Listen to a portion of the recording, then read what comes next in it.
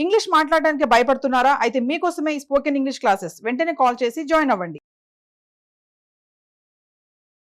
నమస్తే రమ్మగారు. నమస్తే జయ. రమ్మగారు, తెలివిగలవారు అనే వాటి గురించి మనం చాలా స్టోరీలు చెప్పుకున్నాం. తెలివిగల కోడళ్ళు, అల్లుళ్ళు, కూతుళ్ళు, అట్లా రకరకాల స్టోరీలు. అలాంటి స్టోరీ ఏదైనా ఉంటే చెప్పండి. ఒక రాజుగారు ఉండేవారు ఇదివరకు. మరి పెద్ద రాజుల కాలం నాటిది కాదు, జమీందారుల కాలం నాటిది అనుకో. అయితే ఆయనకి తను తెలివిగలవాడిని చాలా నమ్మకం అంట. ఆయనకే నా అంత తెలివిగలవాడిని నేనే అని చెప్పుకునేవారు. అయితే ఏదైనా సందర్భం వచ్చినప్పుడు చాలా తెలివిగా చెప్పాను కదా అని అడుగుతుండేవాడు. అందరూ శబాష్ శబాష్ అనేవాళ్ళు. ఏం చేస్తారు రాజుగారి దగ్గర? రాజుగారి దగ్గర ఆఫీసర్ల దగ్గర తోక జాడించడానికి వీలు లేదు. జాడిస్తే వాళ్ళు ఏం చేస్తారో తెలియదు. నచ్చకపోయిన శబాష్ శబాష్ అంటూ ఉండాలి అంతే. చాలా బాగుంది అనేవారు. మీ తెలివిగల వాళ్ళు మీరేనండి అనేవాళ్ళు. ఆయనకి బాగుండేది. అయితే క్రమంగా ఏమనిపించేది ఆయనకి, వీళ్ళు బాగా తను మెచ్చుకోవట్లేదని భావించేవాడు. ఆ తర్వాత ఏం చేసేవాడు, కొన్నాళ్ళు పోయాక ఎవరైనా తెలివిగల వాళ్ళు ఉన్నట్టు మీ ఎరికనా అని కొత్తగా వచ్చిన వాళ్ళని అడుగుతూ ఉండేవాడు. వాళ్ళు వెంటనే మీరే అనాలి. మీ ఎంత తెలివి ఎవరికి ఉంటుందండి అంటే ఒక రకం, మా ఊళ్ళో ఉన్నాడండి అంటే వాడు తెలివి ఏమిటో చూద్దామని. వాళ్ళ తెలివి ఏమిటో మనం తెలుసుకోవాలి కదా. సరే, ఇలా అయ్యేసరికల్లా ఈ చుట్టుపక్కల ఊళ్ళ నుంచి శిస్తులు వసూలు చేసుకొస్తారు. శిస్తులు వసూలు చేయడం అంటే అదే ఇప్పుడు మన ట్యాక్సులు. పాత రోజుల్లో ఏం చేసేవాళ్ళు, ఆ ఊళ్ళు కరణాలు, మున్సబులు ఉండేవాళ్ళు, ఠాణేదారులు, వీళ్ళు చాలా రకరకాలు ఉండేవాళ్ళే. పేర్లు కూడా భలే డిఫరెంట్గా ఉండేవి. వాళ్ళు ఏం చేస్తారు, ఆ ఊళ్ళో ఉన్న శిస్తులు వసూలు చేసిన మూట కట్టి రాజస్థానాన్ని పట్టుకొచ్చి ఇస్తారు. జమీందారుల రోజుల్లో కూడా అలాగే ఉండేవి. ఆ ఊళ్ళ నుంచి రావాల్సిన డబ్బు, రావాల్సినంత పంట వస్తూ ఉండేది రాజధానికి. సరే, ఈ ఊళ్ళ నుంచి వచ్చిన వాళ్ళు ఉంటారుగా, వాళ్ళందరినీ మీ ఊళ్ళో తెలివైన వాడు ఎవడు అట్లా ఎంక్వైరీ చేస్తుంటే అన్ని ఊళ్ళల్లో ఒకడు పోచయ్యని ఒకడు వాడు సూపర్ తెలివిగల వాడని తెలుసుకున్నారు. వాడంత తెలివైన వాడు వాడేట. వాడు మామూలు తెలివి కాదట. వాడితే ఎంత వాడినైనా బోల్తా కొట్టిచ్చేస్తాడట. వీడు ఈ ఊరి వాడు అంటే ఏ ఊరు వాడు ఆ పోచయ్య పక్క ఊరు వాళ్ళని బోల్తా కొట్టించిన కథలు కూడా కొన్ని విన్నారు. ఆయనకి అదేమిటో వాడిని చూద్దామనిపించింది. సరే, 4 సార్లు 5 సార్లు 6 సార్లు విన్నారు. వినేసరికల్లా ఇన్ని చోట్ల నుంచి, ఇన్ని సోర్సుల నుంచి ఆ ఊరి పోచయ్య గాడే తెలివిగలవాడంటే ఆ పోచయ్య సంగతి ఏమిటో చూడాలి. ఫలానా ఊరు అని తెలిసింది కదా. ఈయన ఏం చేశాడు, గుర్రం వేసుకుని ఎవరిని పిలవకుండా ఆయన ఒక్కడనే కమాన్ వెళ్ళాడు అనమాట. ఒకడే కమాన్ వెళ్ళటం అంటారు దాన్ని. అలా విహారంగా వెళ్ళటం వెతుక్కుంటూ వెళ్ళాడు. ఆ ఊరి మొగదల్లోనే ఏవో పొలాలు ఉన్నాయి. ఒకడు ఓ గోచి పైకి పెట్టుకుని నెత్తిగా ఒక కండువా చుట్టుకుని వంగి పొలంలో పనిచేస్తున్నాడు. ఈయన పోయి అక్కడ నుంచున్నాడు. ఏమో ఇది ఫలానా ఊరేనా అని అడిగాడు. అయ్య బాబాయ్ అవునండి అన్నాడు. ఆ నుంచున్న రైతు ఆ పని చేసుకుంటున్నాడు. వాడు ఏదో వంగి కాలువ తీసుకుంటున్నాడు అనమాట. మీ ఊళ్ళో పోచయ్య అని భలే తెలివిగల వాడు ఉన్నట్టు కదా, ఆ ఊరేనా ఇది అన్నాడు. అవునండి, అక్షరాల అదే ఊరండి అన్నాడు. ఏమిటో వాడి తెలివి అన్నాడు. ఏదో అయ్య బాబు ఒక మాట తెలివేనండి. ఎక్కడ ఉంటాడు అన్నట్టు. అయ్య బాబు నేనేనండి అన్నాడు.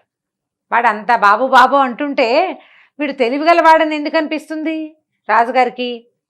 ఏమన్నాడు, ఏమిటో నువ్వేనా, ఏమిటి ఇలా సింపుల్గా ఉన్నావు నువ్వు అన్నాడు. ఏమిటోనండి, పుట్టినప్పటి నుంచి ఇలాగే ఉన్నాను బాబు నేను, దయచేయండి సెలవు ఇవ్వండి, మీరు ఏదంటే చెప్పంటే అది చెప్తానన్నాడు. అనేసరికి ఆయన అన్నాడు, ఏమిటి నీ దగ్గర చాలా తెలివితేటలు ఉన్నాయట, ఏమిటో చూపించు నేను చూస్తాను అని అడిగాడు. ఈ పోచయ్య అన్నాడు, అయ్యా మీరు వస్తారని తెలియలేదు బాబు, తెలిసుంటే ఉంచుకునేవాడినండి దగ్గర, తెలియలేదు నాకు. మా జిత్తుల జంత్రి అని ఉందండి మన దగ్గర.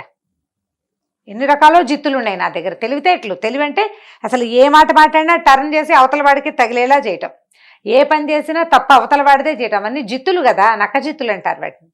ఈ జిత్తుల జంత్రి ఉందండి మన దగ్గర ఒకటి. మీరు వస్తారని తెలియక 2 రోజుల క్రితమే మా బామ్మర్దికి ఇచ్చి ఊరు పంపించానండి అన్నాడు. అనేసరికి ఈయనకి విసుకొచ్చింది.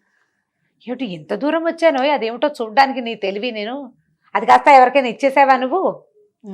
మరి ఓ పని చెయ్యి, నేను ఇక్కడే ఉంటా, నువ్వు పోయి మీ అత్తారింటికి వెళ్ళి పట్టురా దాన్ని అనేసరికల్లా ఇతను అన్నాడు పోచయ్య, బాబు దానికే ఉందండి, ఇట్టే తేవచ్చు, మా అత్తారి ఊరేమో దూరం, మరి వెళ్ళాలి కదండి అంటే దాందేముంది, నేను గుర్రం వేసుకొచ్చా కదా, నేను గుర్రం దిగి ఇక్కడ నుంచుంటా చెట్టు కింద, నువ్వు గుర్రం వేసుకుని ఇక్కడ ఉన్నట్టు రా, గుర్రం వేసుకెళ్ళిపో అని చెప్పాడు. గుర్రం వేసుకెళ్ళాలి ఇప్పుడు. సరే, పొలంలో నుంచి బయటకు వచ్చాడు జిత్తుల జంత్రి తేవడానికి. ఓకే, బయటకు వచ్చాడు. గుర్రం దగ్గరికి వెళ్ళాక ఏమన్నాడు, బాబు చూడండి నేను ఏదో అంగాస్త్రంతో ఉన్నాను, ఇంటి దగ్గర ఉంటే ఏదైనా అలంకారం చక్కగా తయారై వెళ్ళేవాడిని. అత్తారింటికి వెళ్తూ బోస్ చేతులు నేను ఏం బాగుందండి, అలా బాగోదండి, ఇంకోసారి ఎప్పుడైనా చూపిస్తానన్నాడు. ఆయన అన్నాడు, మళ్ళీ ఎన్నిసార్లు వస్తానో అన్నాడు జమీందారు. ఎన్నిసార్లు వస్తాను, నీకోసం పొద్దునే బయలుదేరి వచ్చానా, ఏముంది దానికి అలంకారానికి, ఇగో ఈ ఉంగరాలు తీసుకో అని చేతుకున్న ఉంగరాలు, ఆయన రాజముద్ర కూడా ఉంది అందులో, అన్ని ఉంగరాలు వీడి వేళకు పెట్టారు. చూడు సరిగ్గా సరిపోయినాయి నీకు, ఉంగరాలు పెట్టుకో. తలకాయలాగా గొడ్డుంది, ఈయన పైన ఒక మంచి పట్టు అంగాస్త్రం ఉంది, ఇదిగో ఈ అంగాస్త్రాన్ని పైన వేసుకున్నాడు అనమాట. అంగవస్త్రం నడువు కట్టుకునేది కదా, ఉత్తరయం ఉంది, ఈ ఉత్తరయాన్ని అంగవస్త్రంలా కట్టుకో, చక్కగా రంగులు రంగులది బాగుంది అంచు, మీ అత్తారింటికి వెళ్ళి ఉన్నట్టుండి ఇక్కడ ఉన్నట్టుగా వచ్చేయాలి, ఆ జిత్తులు జంత్రి పుచ్చుకురావాలి నువ్వు, అదేమిటో దాని తెలివి నేను చూడాలన్నాడు. వీడికి నవ్వొచ్చింది. అలాగేనండి అని చక్కగా పంచ కట్టుకున్నాడు. ఆయన ఉత్తరయాన్ని వీడు పంచగా కట్టుకున్నాడు. ఆయన ఉంగరాలన్నీ అలంకరించాడు. 4-8 వేళ్లకి 8. అక్కడి నుంచి గుర్రం ఎక్కాడు, వెళ్ళిపోయాడు. ఈయన అక్కడ నుంచున్నాడు నుంచున్నాడు నుంచున్నాడు నుంచున్నాడు. ఎంతసేపు నుంచుంటారు, ఎవ్వరూ లేరు, గుర్రం లేదు, కాళ్ళు పీకటం మొదలుపెట్టాయి, ఆకలి వేయటం మొదలుపెట్టింది, రాదు, ఎవడు రాడు. ఈ లోపల అటు వెళ్ళేవాళ్ళు ఇటు వాళ్ళు, అయ్యి బాబా ఏంటండి ఇక్కడ నుంచున్నారంటే, వాడు జిత్తులు జంత్రి తెస్తానన్నాడు అని చెప్పాడు. చెప్పేసరికల్లా వచ్చిన వాళ్ళు అన్నారు, అయ్యా వాడే ఒక జిత్తుల జంత్రి అండి, మీరు మీకు ఏమర్థమైంది, వాడు మీకు ఏదో సున్నం రాసేసాడు, మీకు అర్థమైందో లేదో అని అన్నారు.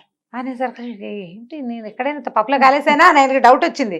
కానీ ఎక్కడ పప్పులో కాలు పెట్టాను అనేది మాత్రం అర్థం కాలేదు, ఆయనకి అర్థం కాలేదు. సరే ఏమనుకున్నాడు, కాళ్ళు పీకుతున్నాయి, 3 అయిపోయింది, పొద్దునెప్పుడో తిన్న బ్రేక్ఫాస్ట్, ఎండలో నుంచున్నాడు, పొలం గట్ల మీద నీడ లేదు, ఏదో చెట్టు నీడ ఎంతసేపు ఉంటుంది, సూర్యుడు అటు ఇటు వెళ్ళేసరికి చెట్టు నీడ అవతలిపోతుంది. అవును. ఇక ఈయన కాళ్ళు కొట్టుకుంటూ చచ్చి చెడి ఆ ఊళ్ళో ఒక పక్కకి నడిచెళ్ళి అక్కడ ఒక గుర్రం తెప్పించుకుని మెల్లిగా ఇంటికి వెళ్ళిపోయాడు. ఇంటికి వెళ్ళిపోతే సాయంకాలానికి చీకటి పడే వేళకి ఈయన ఉంగరాలు వచ్చేసినాయి, గుర్రము వచ్చేసింది. గుర్రం పట్టుకొచ్చి ఇచ్చేశారు ఎవరో, గుర్రం పట్టుకొచ్చి ఉంగరాలు కూడా పట్టుకొచ్చి ఇదేనండి జిత్తులు జంత్రి అని రాశారు ఉత్తరం. ఒక మనిషి దగ్గర తెలివి ఎక్కడ ఉండాలి, ఒక వస్తువులో ఉంటుంది, ఆ వస్తువు ఇంకోటికి ఇస్తాడా, నువ్వు అది నమ్మేవంటే అప్పుడే పప్పులో కాలేస్తాడు. అంతే కదా, అతను తెలివితేటలే కాదు, నీ తెలివి తక్కువ అంతే. ఇక ఆ తర్వాత ఈ రాజుగారు నేను తెలివైన వాడిని అండం మానేశాడు. అయితే ఏం చేశాడంటే ఆయన ఈ తెలివి కలిగిన ఆ పోచయ్యని పిలిపించి, మళ్ళీ నువ్వు చాలా తెలివైన వాడివి, అయినా కూడా నువ్వు తెలివిలో మోసం చేసే గుణం లేదు నీకు. ఇప్పుడు రాజుగారు ఉంగరాలు గుర్రము గనక నువ్వు వాడుకోదలుచుంటే, ఆయన ఆలోచించుకున్నాడు 2-3 రోజులు.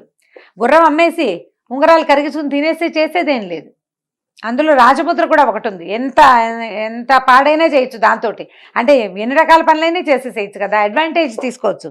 అయినా కూడా నువ్వు నీ తెలివి చూపించాలనుకున్నావు కానీ తప్పులు చేయలేదు, కాబట్టి నువ్వు మా దగ్గర ఒక అధికారిగా ఉండు కానీ ఆ చదువు రాని తెలివైన వాడైన ఈ పోచయ్యకి సంతకం పెట్టడం మాత్రం నేర్పించి తమ దగ్గరే ఉంచుకున్నారు. ఇంత తెలివైన వాడు బయట ఉంటే కొన్నాళ్లకైనా మోసానికి దిగుతాడేమో. రాజుకి సున్నం పెట్టేశాడు కదా, గుర్రాన్ని పట్టుకెళ్ళిపోయాడు, ఉంగరాలు పట్టుకెళ్ళిపోయాడు, ఉంగరాలు ఓ చోట గుర్రం ఓ చోట అప్పచెప్పాడు. అందుకని వాడిని ఒక అధికారం చేసుకుని తన దగ్గరే ఉంచుకున్నారు. నీలాంటి తెలివి గల వాడు ఎవడైనా ఒకడు దొరికితే వాడిని పట్టుకురా, మన దగ్గరే పెట్టుకుందాం, వాళ్ళని బయటకు తిరగనివ్వకూడదు అని భావించాడు అనమాట రాజుగారు. కథ కంచికి మనం ఇంటికి. బాగుంది తెలివితేటలు, సూపర్ సింపుల్ అండ్ ఈజీ. మీరు పిల్లలకి బాగా చెప్పటంలోనే మీ తెలివి ఉంది, జిత్తుల జంత్రి. బాగుంది, టైటిల్ ఇంకా బాగుంది. రైట్ అమ్మగారు, నమస్తే. నమస్తే జయ. ఈ వీడియో కనుక మీకు నచ్చినట్లయితే లైక్ చేయండి, షేర్ చేయండి. మరిన్ని వీడియోస్ కోసం మా ఛానల్ని సబ్స్క్రైబ్ చేసుకోండి.